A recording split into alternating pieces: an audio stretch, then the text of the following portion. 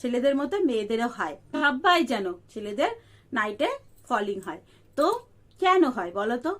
দেখো, সবাই জানে যে হয়তো তারা কিছু ভিডিও দেখেছে বা কিছু থিঙ্ক করেছে বা কোনো মেয়ের সংস্পর্শে এসেছে বা কাউকে নিয়ে চিন্তা করেছে, ফলে তারা রাত্রেবেলা স্বপ্ন দেখেছে, ফলে তাদের ড্রিমের ফলে ওটা হয়েছে। তো সবাই এটাই বলে, এটাও একটা বাস্তব কথা। কিন্তু এটা ছাড়াও কোনো থিঙ্কিং না করেও এই ফলটা হতে পারে। যেমন হচ্ছে কাপড়ের ঘর্ষণে, অনেক সময় কাপড়ের ঘষাতেও আমাদের শরীরে কিছু কিছু অংশ স্টিমুলেট হয়, ফলে কিন্তু হতে পারে। আবার অনেক সময় আছে যেটা এমনি এমনি, কখনো কখনো কিছুই হলো না, কিছুই ভাবলো না, কিন্তু হঠাৎ লিকুইড বাইরে চলে আসলো। কেন হয়? দেখো, একটা ট্যাঙ্ক আছে, ট্যাঙ্কটা রোজ এরকম ভরছে, আপনি আপ ভরছে, ভরে ভরে যখন ওভারফ্লো হয়ে যাবে তখন তো ট্যাঙ্কের থেকে জল বেরিয়েই যাবে, তাই না?